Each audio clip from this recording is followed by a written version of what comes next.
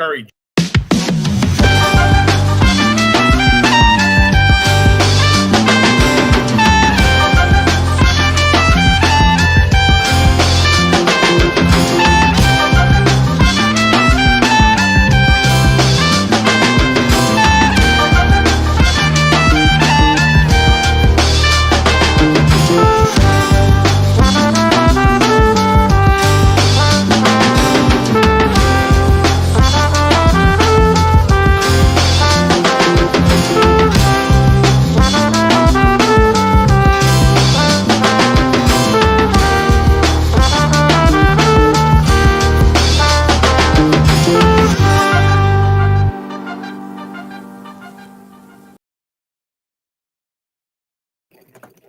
Good morning, everybody. Welcome back to Going On Daily Live. I'm your host, Becky, here with two co-hosts today. Of course, Mr. Martin is here. Welcome, Martin. And our newest addition, Mr. AJ. Welcome. Thank you. I am very excited to have you here. It's going to be a very interesting mix between the three of us. We'll have very different dynamics from what I'm getting to know here. So, we've been warned before the show. There is no profanities today. So sometimes they slip. Not gonna lie. I've said my fair share of offensive things on this show, and I'm like, ooh, family show. It is what it is. We're humans, right? We say human things. But anyways, this is exciting. AJ, tell us for 2 minutes just about yourself, who you are, what you do, how you came across Going On Daily. There's tons of things about me, but first and foremost, I've been in the entertainment business now well over 21 years, between film, script writing, producing, help run international film festivals, and also owning a wrestling promotion. I've owned a wrestling promotion now for 11 years called Supernova Wrestling. We have a show coming up on May 3rd up in Portland, Maine at the Maine Studios. Cheap plug-in. I'm also a father of 5. I have 5 children. Wow. I also have autism spectrum disorder, and both of my boys have it. And if you hear a kid screaming, that's one of them. So. Oh, Ron's here. No, Ron's not here. Okay.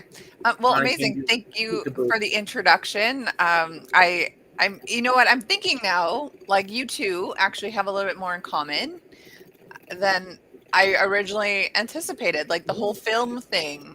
Martin is somewhat of a thespian himself. Grounded in theater, but big film devotee. Oh yes, big time. Which is going to be a good topic today because for the last 2 episodes that I've been on, I've been talking about, and something you suggested, Martin, was celebrities who are actors who turned down famous roles. And so it was a 25-parter. And so I'm on the last 6, I think. And I saved some good ones for the end. So we'll finish that today.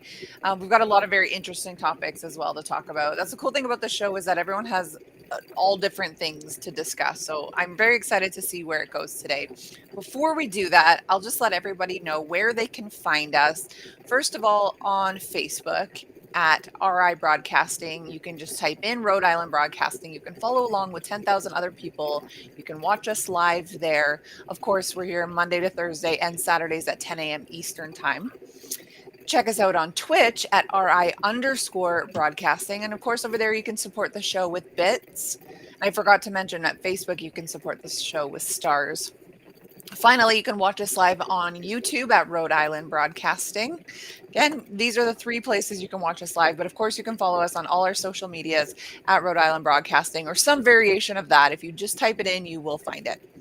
Finally, head over to Patreon where you can support the show. That's RI Broadcasting, and you can get yourself some merchandise, a mug, I think some stickers. Do we have shirts yet? I can't even remember. Anyways, head over to Patreon and you can find us all there, and not just Going On Daily. A bunch of the Rhode Island Broadcasting shows are over there. So without further ado, let's get into the first topic today. I believe this is you, Martin.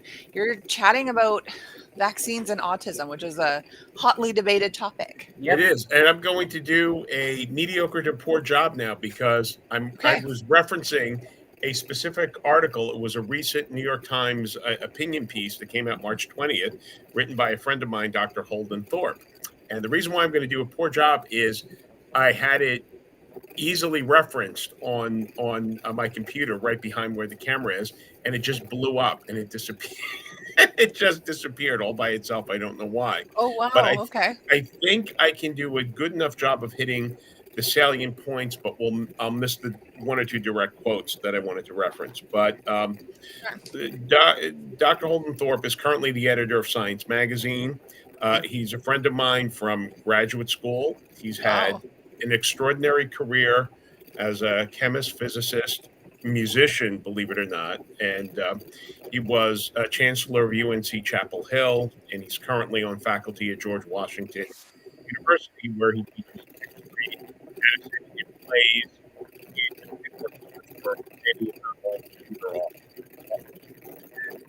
Oh, hold on a second, Martin. We've lost you here. Did you? Oh boy. That and now it's back. Okay. Now it's All right. back. Okay. Carry on. The internet So is a weird place. very good. My technology is betraying me today now, clearly. Yeah, it doesn't well, want you to talk about this. The internet all gods right, are so like, mm-mm. Holden had an interesting life development a couple of years ago. He was diagnosed as having being on the neurodivergent spectrum, and he has a degree of specific type of autism, Interesting. and which he did not know till he was 53 years old. And Wow. he did not disclose this publicly for a while. And I'm paraphrasing here, but his sense was, I've had a good career, I have a family, have a lot of Mhm. success. It sort of sounds maybe disingenuous look to say I've been dealing with this, but he was encouraged by colleagues, people in the community, to come out and share Yeah, why his not? experience and his success. That it would be good, actually a positive thing for the community. So, with that said, he was invited to pen a piece for the New York Times last week about vaccines and autism. As we probably all know, in our country, there is this move now uh, from Robert F. Kennedy to investigate whether or not vaccines cause autism. Okay. And my friend was here to say this has been debunked a long time ago. There is no relationship between them. But then he goes on and has a very nuanced conversation about what we mean by autism and being on the neurodivergent spectrum. And the Robert F. Kennedy is now sort of characterizing this, along with our president, as a scourge on children. And I think there's a feeling that, well, it's not a scourge. It's something to deal with, something to respond to, something to incorporate in your life. But we're fighting the wrong things here. And so I think that the message was, you can live very, very productive lives. In many cases, there are, people with various degrees on the neurodivergent spectrum are contributing in extraordinary and distinctive ways to life in many different ways. For Holden, it's been in the arts, education, and science. But it's different for all people, and that resources would be better used rather than investigating links that have been now very credibly and comprehensively debunked. Let's use it for other things. And there's also a concern that by implying or accusing vaccines of causing autism, it creates vaccine hesitancy in other conditions which can be deadly, i.e., measles. So that was the thrust of the article in general. And as I said, I wish I had it up on my screen. My screen it just blew up. There were one or two good quotes, but I think it's a very logical, heartfelt article. It was from March 20th, so anyone can go to the Times and look it up and take comfort in it that there are it's not the crisis that certain people are making it out to be, but something that needs to be incorporated in our lives and recognized, not stigmatized. And there are tools for people with these conditions in how to get from maybe to point A to B, but also tools for family members and just society how to better communicate with them too. So it doesn't have to be no one has to be a pariah here. We can all work together, and it's when you talk about the variety of life in the sea. Well, there's a variety of life in the human condition, and Totally. I think that's the thrust of his article. So without it there, Interesting. I that's want to read it.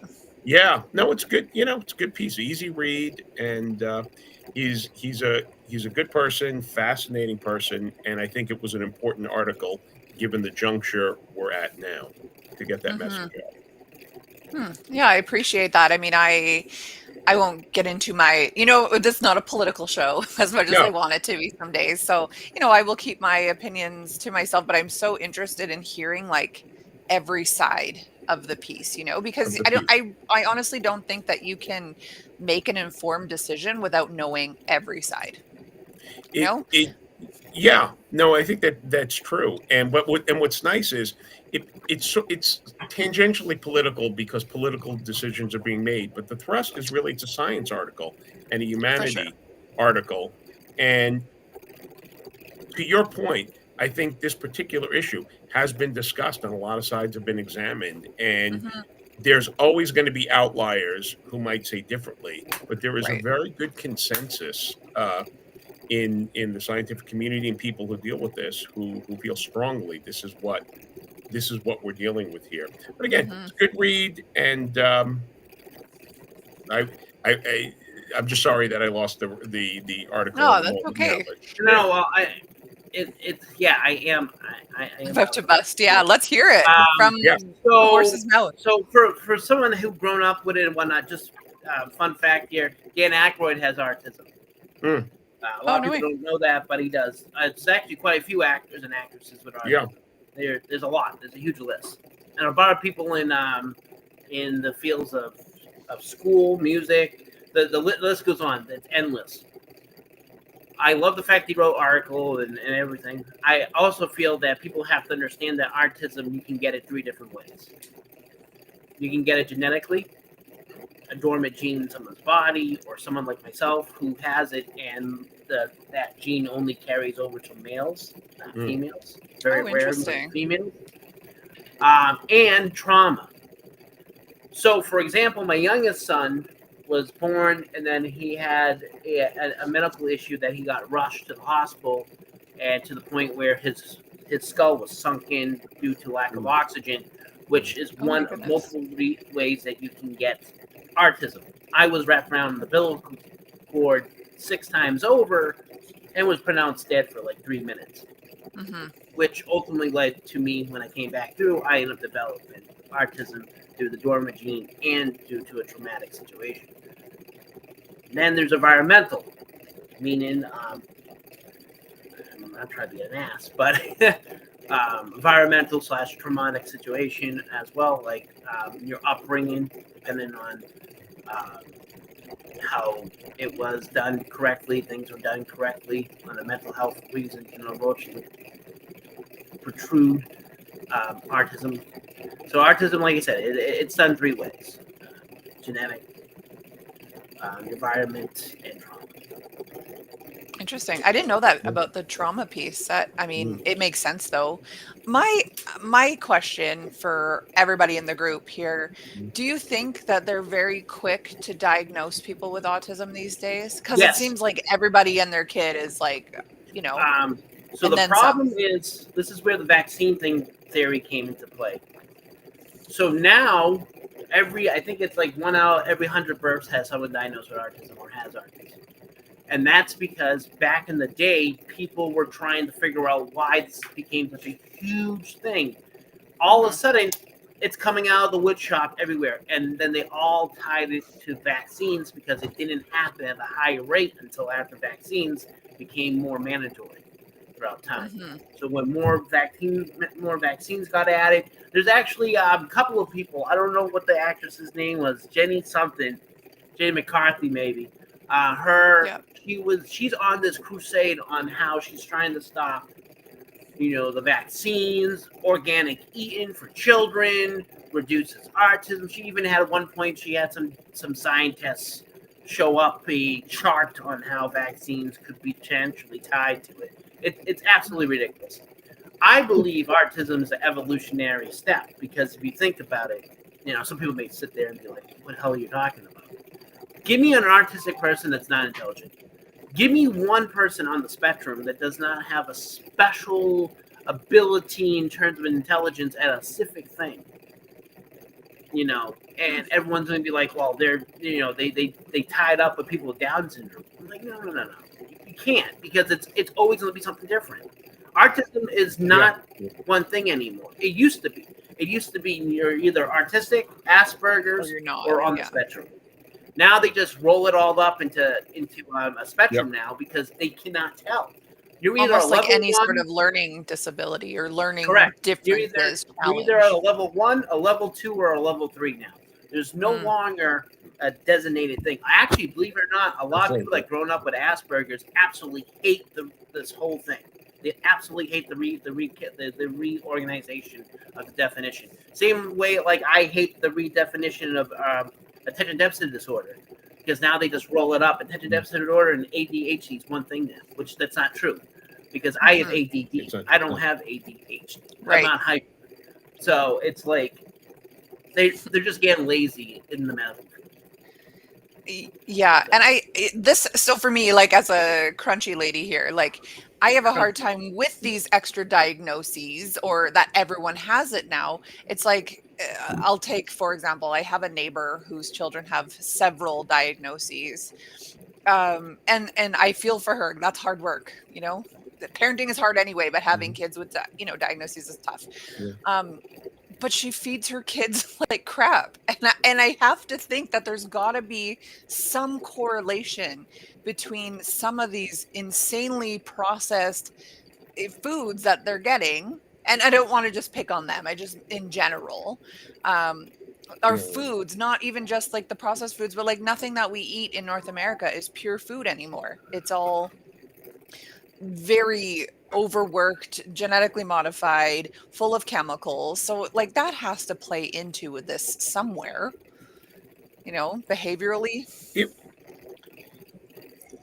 I'm sort of glad you brought some of these things up, because one of the things I did, my memory forgot to mention when I wasn't referencing, was the diagnosis, and that diagnostic criteria has changed over the years. And so when you asked a very good question, why are so many more people being diagnosed with that? And that's more than a fair question. That's what you do. They've got better data now. That's fair. They've got more, they've expanded the criteria. They've seen more cases, and it's not as simple as what AJ was saying before. Oh, you have this, and that's what Asperger's is. It's there's a lot more to look at, and so I think they can or the claim is they can diagnose better and earlier, and that plays into it. And diagnosis is an important part of dealing with any disease or condition or whatever. You want to deal with good information, and you want to be as accurate as you possibly can. But that has changed over the course of a generation or two in the whole approach. So the diagnostic criteria has changed, and it's nutrition. Does it play into it? I couldn't say definitively. The sense I've read about says not necessarily with autism, but good nutrition is vital. It's a problem. Western food is, as you said, it's a very, very processed. I mean, it's so mineral deficient. Like our soils are lacking the basic minerals that humans need. So now we're all having to supplement with magnesium and calcium and iron. And I personally think that is a concern from a nutrition standpoint. I personally have not seen enough evidence suggesting that that's causing something like these neurodivergent spectral disorders. And there's this question it's been hammered into my head, because we humans, myself included, at the top of the list. It's a Latin phrase that goes post hoc ergo propter hoc, and it talks a bit. It's a Latin-y way of saying that correlation between things does not prove causality. Right. So I would just say you start with, if there is a correlation, it's worth studying, and then you see if there is causality. But for sure, like you, I am pro nutrition and pro good food, and it can only be good for you in every step of the. I don't know, and I won't won't be able to resolve that here if that is an underlying cause for these things. But all that said, how we as a society deal with all of this is going to determine, well, it affects people's lives. However you are wired in this life, how comfortable then can you fit in society, and how can you function? And there's a lot of dynamics. How you're treated at home, if it's a medical condition or a therapeutic condition, what you have available to you to shape you, but then how people respond to other people. If we live in a rigidly normative world, it's going to be it's more challenging for people who don't fit into that. And there's For sure. so many people. Simplest thing is blindness, right? You people blind, you can't see. Do we wire everything so that blind people have to conform to the sight world, or can we meet them halfway or someplace to say, hey, we make these provisions for you to go through things easier, and with that you can thrive more. So that's the bigger question, but it's a good discussion always to have. Totally. I do appreciate the advancements that have been made. Like, I'm just thinking school wise, my kids right now compared to when I went to school, if you had a learning disability or a challenge, well, too bad, you're just going to fail. You're going to have to sit by yourself near the teacher because you're the bad kid. As opposed to now, it's like they offer assistants or EAs or whatever you guys call them. They offer, like, my daughter couldn't read because she did French immersion. And then when COVID hit, I pulled her and homeschooled her, and I didn't know French. So all of a sudden this kid doesn't know how to read. She's in grade 2. And so, in grade 3, I put her back into English speaking school. And they worked with her very specifically. And it wasn't like a stigmatized thing. She wasn't ostracized for not knowing how to read. She was just in this fun kind of phonics club at lunchtime or during a different class or whatever. And, it brought her up where she needed to be, which was awesome. So I do appreciate those steps that, the education system at least have made to better assist people with these sort of delays as far as whatever it goes, because like AJ was saying, it's like such a huge range, right? Yes. And I'll echo what AJ also said about brilliance and intelligence and genius and creative people, and you find out who may have been on the spectrum. Some people have contributed to arts and sciences and all sorts of things. Historically, you find out that there was something. We can look back and say, oh yeah, they were on the spectrum. Albert Einstein had autism. Yeah. More often than not, rather than they're the kid who didn't fit into school here. What good are you? No, because the range is works different. Yes, exactly. And they have this potential to see the world differently and contribute. And even my friend Holden said, as a scientist, this has helped him because he sees patterns in ways that many other people don't. And it's just one narrow example. So it's a rich fabric of human consciousness and intelligence that manifests in different ways. And woe to us if we can't look at that objectively and accurately. And good for us when we can, and I think we just flourish more. Well, I could go forever on this topic. Like, this could literally be the whole hour. Unfortunately, we have 5 other topics to get to, including this one, the facts about this guy behind me, this little batfish here. I will do it super quickly. I will do both my topics super quickly so that we make up for lost time here. But this guy is called the red-lipped batfish. He's also known as the Galapagos batfish. I would imagine because he's found in the Galapagos. Yes, deep water oceans. Now, AJ, just to preface this, I like to do stuff about fish. I don't know why. The ocean comes up a lot. It's not even like I like the ocean or fish, but I just find them so fascinating. And I came across this guy last night as I was thinking to do a topic, and I was like, this guy is so ugly, I have to do it tomorrow. So here we are. It's Crumb from Our Real So their lifespan, they live about... They canceled the show. Yeah, it totally is. It's crazy. Above the ocean. Exactly. So he's a deep water fish. He lives about 12 years. He's only 40 centimeters. So if I can do the conversion on that, I don't know, like 18 inches, Something probably like that, 16 inches. So not huge, but I mean, that's not small either. If you see this thing that's this big coming at you with a face like this, you're running. He's tiny though. He weighs less than a kilo. So less basically. What does he eat? Small fish, shrimps, worms, crabs, mollusks. Oh, this one was crazy. Ron will like this. He can move up to 10 miles per hour. Like, on, What? yeah, okay, so here's the thing. Not swim. I don't know if you can see behind me. He's got little hands and legs, and he walks. Yeah. He walks on the bottom. So, okay, let's go here. It looks like they're wearing lipstick, obviously. These are some of the facts.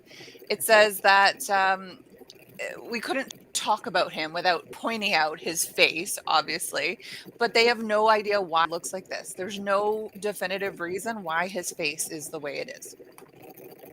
So it says maybe, yeah, thanks, Hugo. 40 centimeters is 15.75 inches. Yeah. Anyway, it says that the red lips could be a mating thing to help them find a mate. You know, like peacocks, males have that big, I don't know. They're not like, hello, beautiful. Yeah, right. He's like hello. Putting it on, like, oh hey. Yeah. They are not good swimmers. All I can think of no one can hear you if you are talking, AJ. When you go down like that, you can't hear anything. But anyways, he's not a good swimmer, even though he lives at the bottom of the ocean. He can't swim really at all. So this is why he walks along. Peacocks have big what? Ron, this is a family show. You know that. What? I don't even know what it's called. Tail, let's just say. Tail. It's a feather tail. Tail feathers. So the batfish walks very similarly to like a hippopotamus does, who doesn't actually swim but runs along the bottom of rivers and things. So isn't that strange? It says that they use their modified fins that are kind of like legs to them. So what we're looking at, if I can move here, that's not legs. It's actually their fins, but they go down. Actually, this is a better one here. They point over there. That's just Could they? I'm sorry. Go ahead. I was wondering if they may have been a land creature once upon a time, millions of years ago, possibly, and then sort of worked their way back to the sea. Yeah, maybe. Hey, that sort of in between appendage from. Well, if you think about like cephalopod type animals as well, octopus, squid, and stuff, they can use their tentacles as legs, which is absolutely terrifying when you think about it. When they're just walking along, and they can survive out of water for quite a bit of time too. So yucky. Okay, these little guys don't have any known predators, even though they're small side. There's no direct threats, which is awesome. So they probably have tons of them in the ocean if you were to get down to the bottom, which obviously we don't, but if we did, we'd probably see a ton of these guys. This little field trip, yeah, right, magic school bus. So see above here, where am I pointing? This little nose appendage here, this snout, it's not actually a nose. It's called an elysium, and it is to attract their prey. So it's the same as the anglerfish, and the anglerfish is what started this thing on deep sea creatures, because I found an article on the anglerfish and it blew my mind. So it's the same kind of thing. Anglerfish has it where it comes down and it dangles and it attracts, the other animals to it, and then it eats them. So this is the same sort of thing. So he uses this like a fishing rod and an eye-catching lure. Smaller fish and invertebrates, they're drawn to it, and then it allows this little guy to catch them and eat them. So, okay, I'll give you 2 more facts and then we'll move on to the next topic. The red-lipped batfish gets their name from Darwin. So, speaking of evolution here, so Charles Darwin, as we all know who it is, he didn't get to meet one of these strange fish during his time in the Galapagos Islands, although I'm sure he would have loved to, because this would have been, something to write about. Definitely in his wheelhouse. Yes. Yeah. But it says that the discoverer of the red-lipped batfish decided to name them, and I'm going to butcher this, so bear with me, you guys. Ogcocephalus darwini, after the explorer, after Darwin. It just says that this is because the red-lipped batfish is endemic, meaning he's only found in that location, to the Galapagos Islands and the surrounding waters of where Darwin was studying. So that that makes sense that they would name it after him. Finally, the last Yeah. fact about these guys is that they are harmless to humans. So Ron, you do not have to stress about this. I know you hate the ocean, even though you live in Rhode Island. I know you hate all fish creatures. They are harmless to humans. It said even if you go deep enough into the ocean, several of the species you'll encounter, of other animals will pose a threat from sharks, electric eels, things like that. These guys, you do not have to worry about. However, he's obviously ugly and scary, and we're like freaked out of him. But as long as you're not a small fish or an invertebrate, you have nothing to worry about. You're a big, scary human, and this is a 1 foot long little whatever that is. Yeah. So that is it. That is the red-lipped batfish. The more you know. Thanks.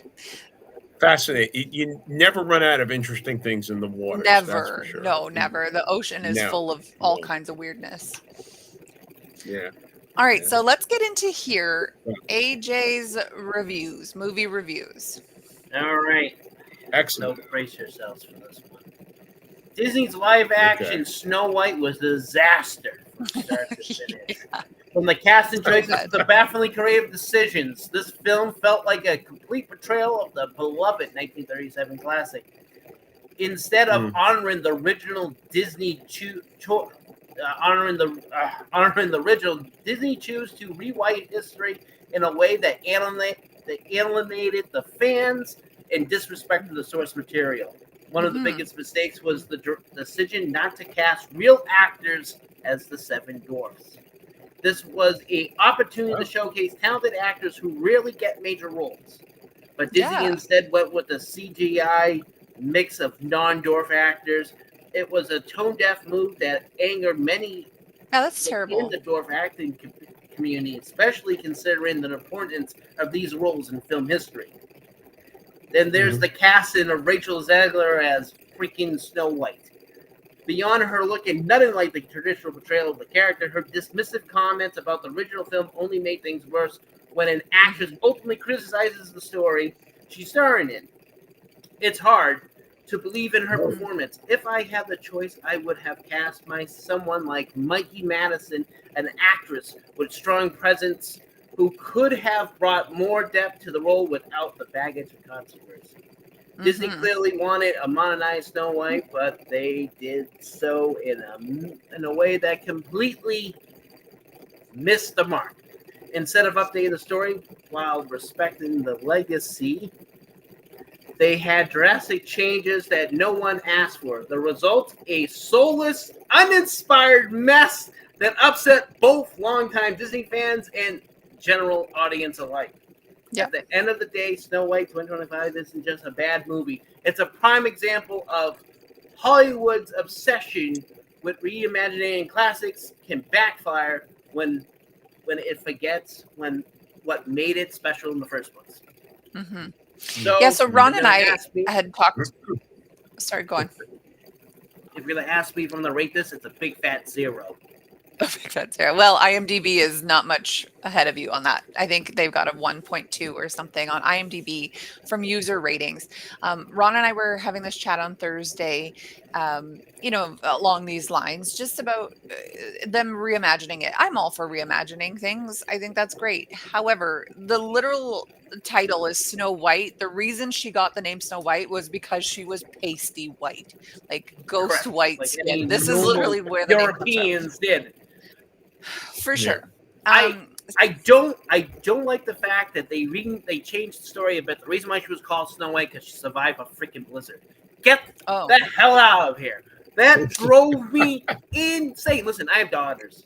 Okay, I made sure I saw this before I even, because my wife likes to, they like to watch a lot of the Disney things. I love the live action Lion King, and I love the Mustafa movie. Live action, both which were actually surprisingly good. I can't wait for Leo Stitch to come out. That looks amazing. Little Mermaid, even when they kind of went a different direction on the terms of who they cast for the Little Mermaid wasn't that bad. It wasn't that bad. This right but I here, heard it was good. If I could get a spoon and gauge my eyes out while watching it, that's exactly how I felt about Snow White. And Wow. I've seen, Well, now I have to see it. some really bad movies. At least they're so bad, I can at least go and like laugh at them later on. I don't want to see it. Right.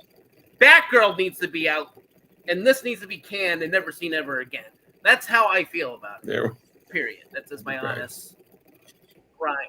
AJ, did they change the score? It sounded from a trailer I saw that the score has either been completely changed or augmented. It has definitely it did change. So the theory is the original composer is not the same composer for the actual score for the theatrical release. That is the theory.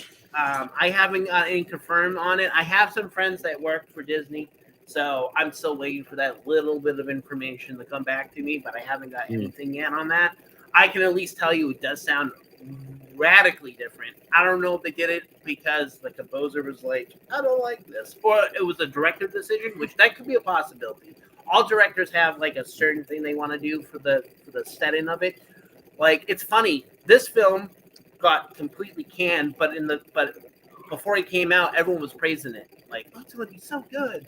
And it's like, no, it's not. It's not.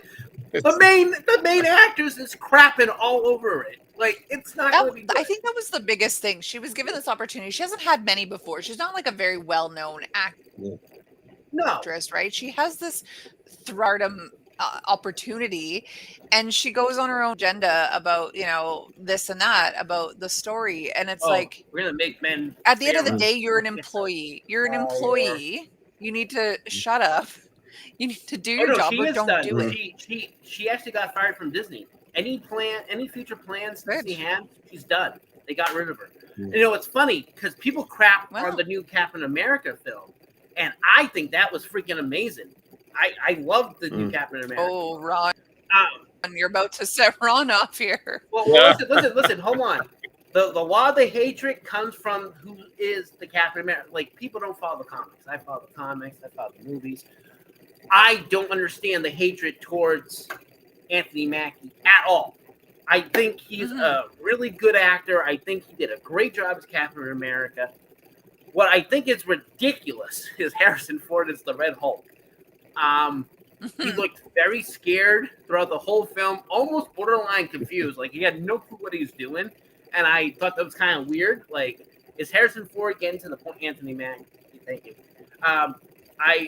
What's really confusing me is Harrison Ford, is his age finally catching up to him? Because it very much was very evident on Captain America, which I felt really bad for him because he's a great, amazing actor. Who doesn't love Harrison Ford? Amazing actor. But as the film progressed, doing the Hulk. Well, okay. Remember, 8-year-olds can't even go to the bathroom. So but it's also CGI. But my problem is he seems very almost like he doesn't know where he is, and that's very alarming to me. That's normally stages of some type of, age is catching up to him, and I hope that whatever's going on, it's not anything serious that we'll find out later down the road, like maybe a development of dementia, because the way he was acting, it's funny. People want to laugh, or like, I'm serious. My grandfather had it, whatever. I can kind of see it where he was in certain parts of the film. It was very evident, and if no one caught on to that, I'm very concerned because that is an actor that most likely needs help, if it is there. I think at some point you hit a certain age, maybe you should just enjoy the body of work you've done and just go watch movies instead of make movies.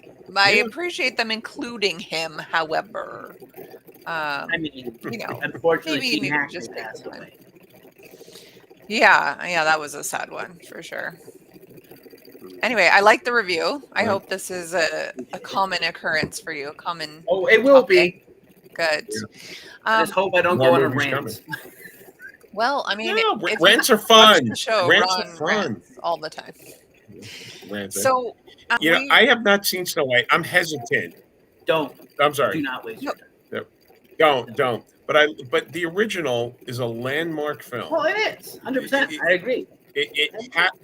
And they took a big chance reinventing such a landmark. I think they would have done better if they wanted to do even if it's just a woke Snow White or a different Snow White, done that movie and gone back to the source material of the Grimms, but not been a remake of their Snow White, which is classic, perfect, and so important for children, but in the development of cinema and animation.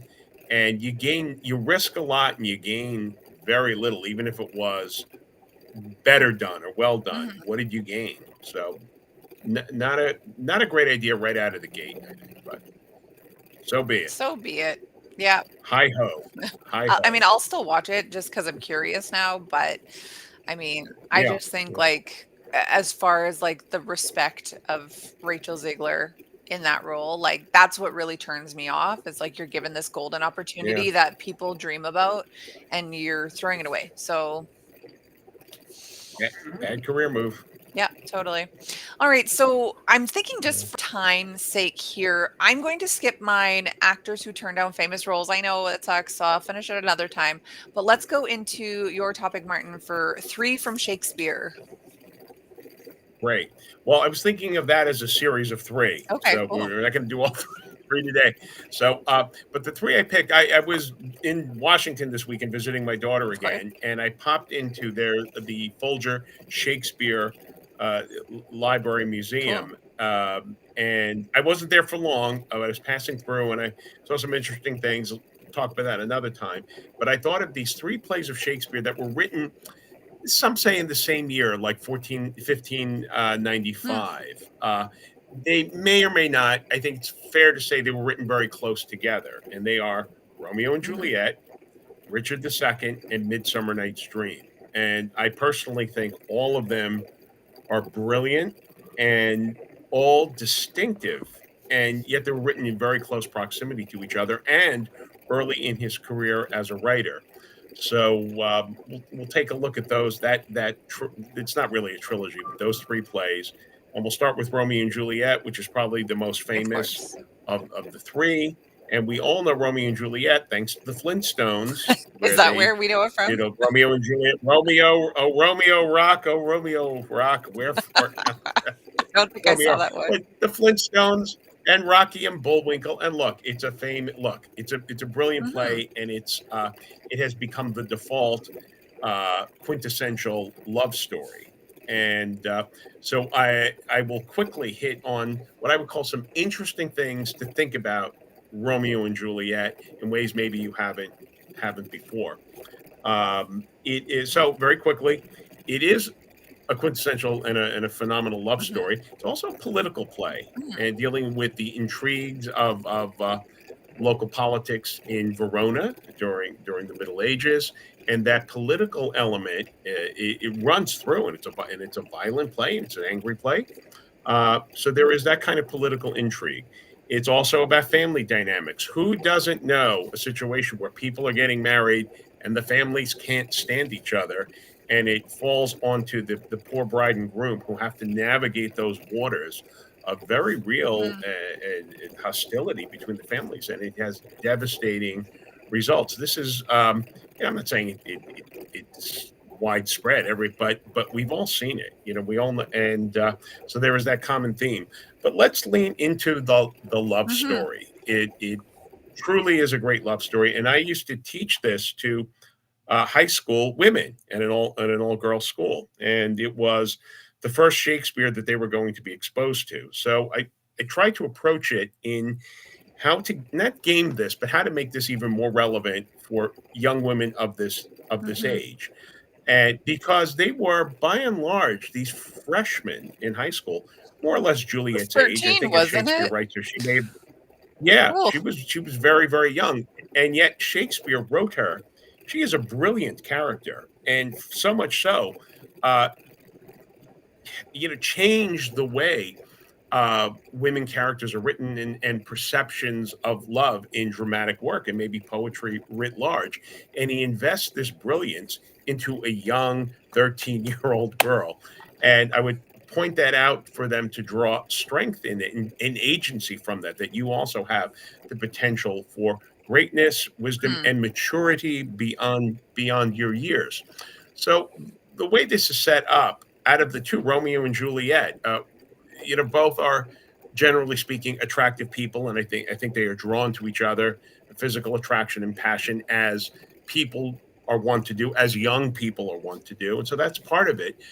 But I think in a close reading of this, you see a lot more substance in Juliet than you do Romeo. Romeo, before up until the point where they meet, he's moping about, whining because his current girlfriend Rosaline doesn't want to have sex with him, and he's taken on this posture of, "Ah, poor me, I have to endure this. What am I to do?" Blah blah blah. And it's funny and it's tiresome.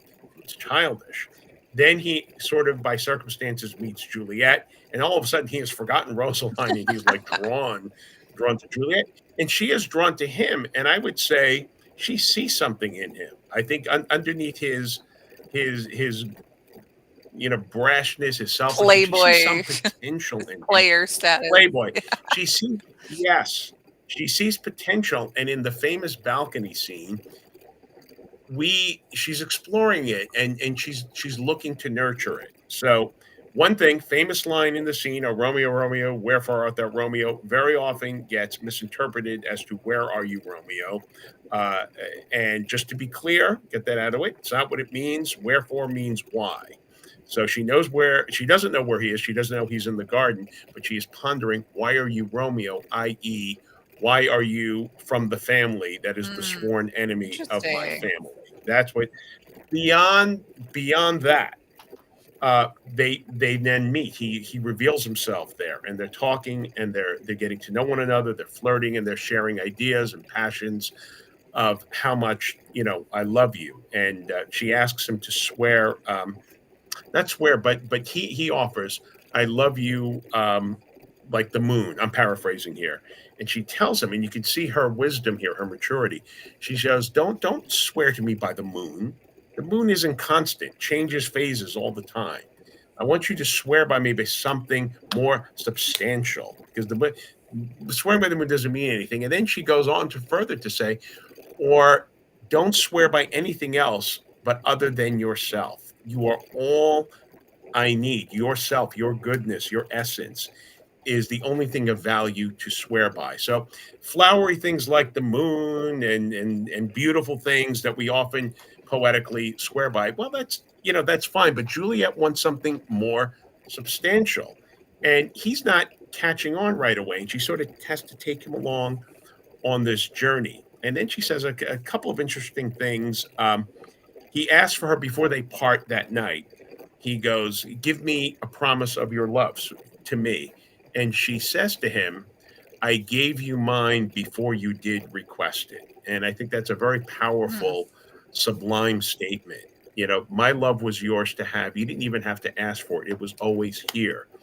And that's a young girl, and that's a really, really extraordinary expression. As they're about to part, one more really wonderful thing happens poetically, and it's all on Juliet.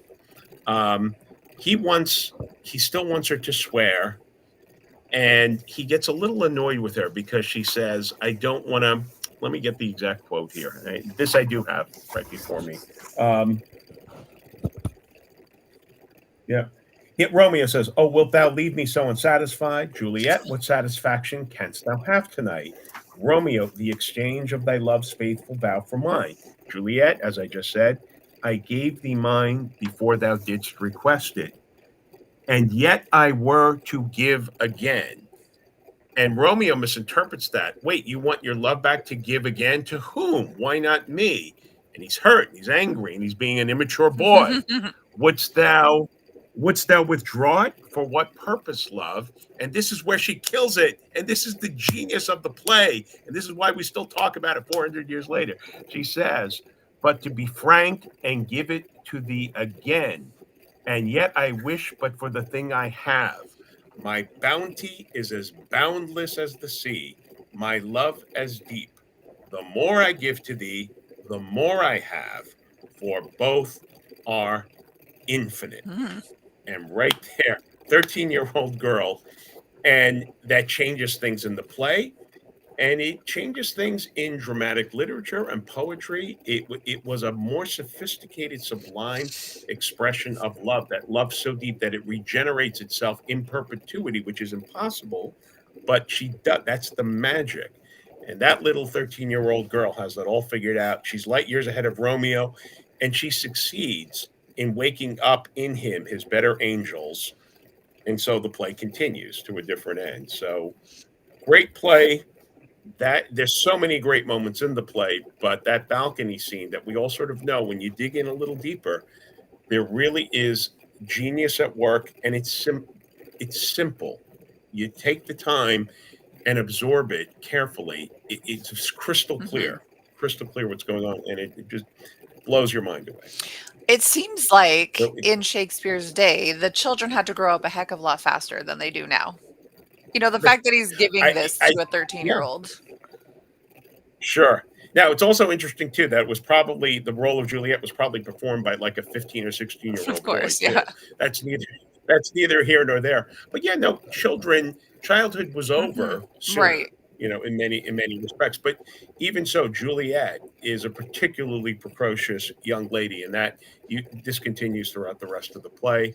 And he was a particularly gifted writer who could craft deep thoughts into such beautiful language and to great dramatic effect, and none more so than here. Oh man, imagine Shakespeare today meeting. I mean, I have a 12 and 14-year-old daughter. I can't even imagine him having a conversation with them now, giving them a heck of a lot more credit than. Anyway, I'm not going to bash them, but that's cool. I like that. No. Well, let's just. The language raises everybody up, but I love it coming from a young lady.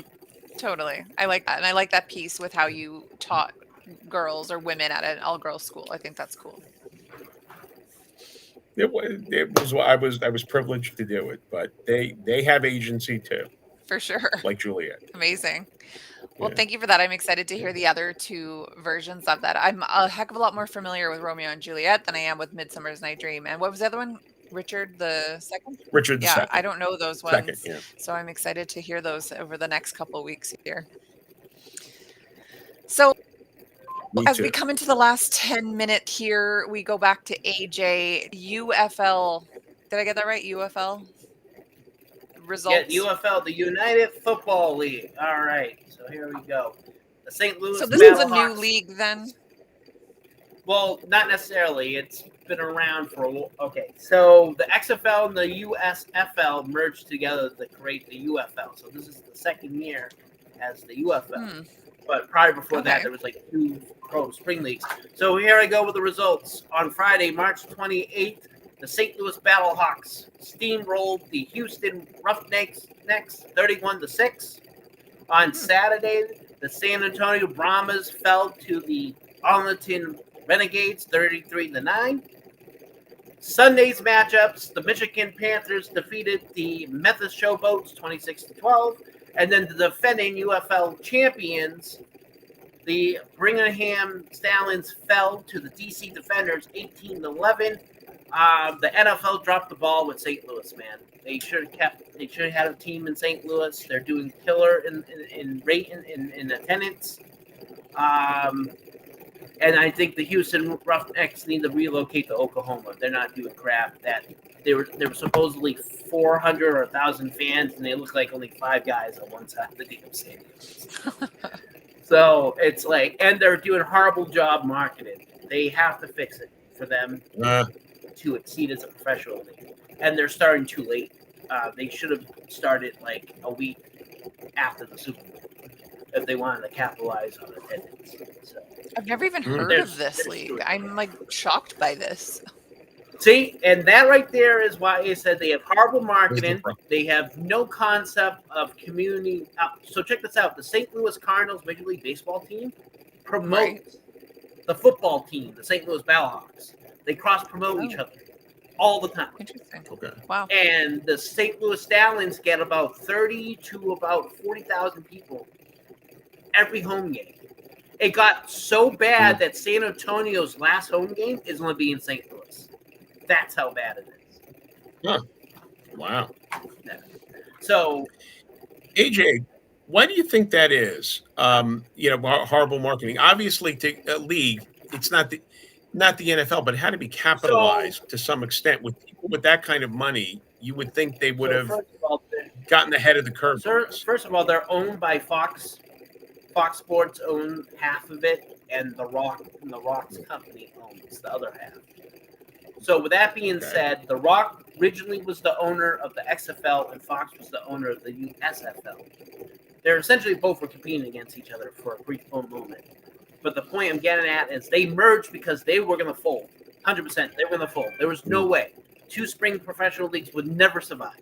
So they had to merge. The biggest mistake they did was they dropped the Seattle Dragons. They dropped a lot of XFL teams just to make the USFL feel special and keep their crappy teams. Which the only good team that came out of there is the Stallions, which are this is the shocker, have won the league championship all 3 years of their existence.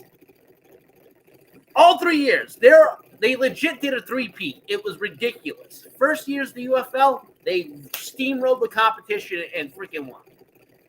This is why them losing to DC Defenders is a freaking shock, especially season opener. As far as I remember, the Brigham Stallions in the 3 years in their existence have never lost their season opener. So that was a big shock. So I think the UFL could surely be awesome. Problem is, there's a possible player strike going to happen, which is stupid. Supposedly horrible practice environments, but the other rumor is money. Listen, dude, you're not making money. You're there because no one else wants you. The NFL doesn't want you. The CFL doesn't want you. The indoor football leagues don't want you. Like, shut up. Get a better product out there. Help build the fuck. Yeah. The help. Pardon me. I almost swore. Build up the money to make it so you can say, hey, this is what we did. Where the hell is our money? You know, because they don't want to get paid like it's minor league baseball. That's why they're doing this, because they don't want to get paid so low. Get a real job during their off season. If you're so much going to cry about it, just do that. That's all. Is the whole point of it? Is the whole point of it that you guys just love football so much you're missing it for that spring time? So you bring in this other league to fill it. I used to coach and played football. So I love football in general. I'll watch arena football. I'm actually a Canadian Football League fan too. I'm a Toronto Argonaut fan. Okay. I love football. I'm a Baltimore Ravens fan. That's my go-to team for the NFL. I love football. Football's a really good thing. The brotherhood of it, the camaraderie, the community in football is really beautiful. And I honestly feel really bad for the fans who have to be tortured watching what the UFL is putting out there right now. The UFL can be 20 times better. They were good when they were separate. It's like as soon as they merged, it just got worse. And I don't understand how that even was possible. It makes no sense to me. They freaking need to sit down after this offseason because they're talking about adding 2 more teams next year. If they keep going the route they go, there's going to be no way they can expand. It's going to be like the CFL all over. Oh, that's another thing. The XFL tried to merge with the CFL before this merger happened. So originally, the Toronto Argonauts were going to leave the CFL to go to the XFL, and then the Canadian government blocked that. So they were like, yeah, we don't want you going to the U.S. So they blocked it. We're not allowed to leave here. We're stuck here. Yeah, I guess not. So the XFL countered that with, why don't we merge? The same thing they're doing right now with the USFL is what they pitched to the CFL, which would have been great. I would have loved to see a U.S. teams against Canada teams again. They did that back in 94, 95, and it was great. The U.S. teams were bitching because they didn't want to, do the field measurements. But otherwise I thought it was amazing, So what do you think? Interesting. What could right this? What could make this work? And what do you foresee if everything now goes right?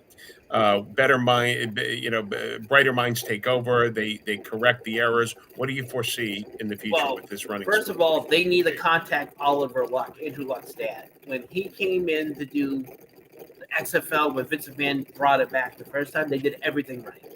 So they need to bring in Oliver Locke and his team back in. That's one, and make him the commissioner of the UFL. That's one. Two, they need to move the Houston Roughnecks out of Houston, relocate them to Oklahoma. They're not going to do good in Houston. It has same thing with the Memphis Showboats. Both teams need to relocate. The Showboats need to go to San Diego, where they're hungry for professional football. Absolutely hungry. Put a team there. Put a damn team in Oakland. Like, you have cities that are starving for professional teams. Okay. Like, stop putting key. teams where no one wants to go. Kentucky will be great. Kentucky, believe it or not, is probably it's weird to say this, but they're the biggest supporters of professional football teams because they're huge Cincinnati Bengal fans. God bless their souls. They're fans of one of the crappiest teams in the NFL. But I think Louisville would freaking blossom if they had a professional team. I mean, some people say, "Oh, we need to put a team back in Seattle." I honestly don't think that makes sense. Oh, they also need they have to move to smaller stadiums. When you go to a 70,000 plus capacity stadium and you're only getting 20, if you're lucky, 25,000, that makes no sense. Play in those professional soccer stadiums, which only max out to 30,000. You're good, 100% good. That's what DC Defenders are playing in. They're playing in the DC United stadium, and they pack that crap out all the time, or at least close to it. I think I think if you don't have a professional football team in your city, or if you don't have if you're not a big football city, there's no reason to put a team there. Not saying Memphis is not a football town. It is. Problem is, they can care less about the UFL when you have the Tennessee Titans down the road from you. That makes no sense. We'll just wait for the NFL season. I'll go watch the Titans. That's what the mentality is. And because the Washington Redskins, Commanders, whatever they want to, stunk up the place for so many years, when the DC Defenders came in and were steamrolling teams, that's why they did good in attendance for a bit. And plus, they want to be a feeder system for the NFL. They really do. They want to become like what NFL Europe was. Like, that's what they want to do. And they're really pushing. They're trying to be like, please give us financial aid, NFL. Because I don't know if you know this, that's what the NBA does with the WNBA and the G League. They put money back into those two leagues. So that's kind of what the UFL wants. They want to become like a developmental league for the NFL, which right now they're not doing so good on that. No. It's a nice aspiration, but you've got the multi-billion-dollar college system, right? I mean, that's hard to compete with. Well, okay. Well, first of all, their season's not during college, so there's none. So there's none to compete. And not only that, they have games all 3 weekends: Friday, Saturday, and Sunday during the spring, which is amazing. You know what kills them? They start too late. They're tying right into Major League Baseball. Basketball and hockey are almost towards their halfway point. So when they start is horrible timing. I'm 100% convinced that they start mid-February, they're golden. And then have the playoffs by late May, early in the championship in June, they're good. Hell, if they really want to get ballsy, you have the championship on 4th of July weekend. You make a big thing about it. Called the Independence Bowl or something. Marketing's there. It could be an absolute gold mine. And they should never expand more than 16 teams. They cannot sustain with the 8 they have. Add in anything more than 16. It's complete suicide. That's just my personal take. I don't know anyone else. Listen, I'm in all these groups for the UFL and whatnot, and all I hear is as soon as they turn on, some guy said the only reason he watched the first quarter of the Houston game because he accidentally got on. he just like, oh, it's there, and then left. That's how bad it is. If they don't see fans, they just flip the channel. They don't care. So, and someone made a good point. It should have opened at St. Louis. That should have been the Friday night game at St. Louis, not Houston. The only reason why it was in Houston was because there was a convention going on at the what they quote unquote call now the Batfish. Well, UFL, call AJ. I was going to say, Get it sounds AJ like a AJ call. for president. He's got some good ideas here. I like Sadly, your I perspective. do have a whole thing on the whole presidency thing. I kid you not. I'm actually I'm registered in the Independent Party. I have all that shit. Okay. Well, it's not a political show, so Ironically. unfortunately you have to keep that to yourself. I know, right? So thank you. Thank you for your perspective. I wish I could contribute. I know nothing about football, but sounds interesting. Excuse me. We are over our time hockey, here, so we do have you to can sign do. off. I tolerate hockey at best. But yeah, this is it for today. Join us tomorrow when it's going to be Ron and Kenny. Join us Wednesday when it's going to be Ron, Kenny, and Samantha. I will be back on Thursday with Tony, who is new, and then on Saturday, Ira and maybe Anna, who is new. So we've got a lot of new people here starting. Make sure you check us out on all of our socials and be back tomorrow, 10 a.m. Eastern. All right. Bye, everyone. Thanks, Becky. Nice to meet you, AJ. Great show.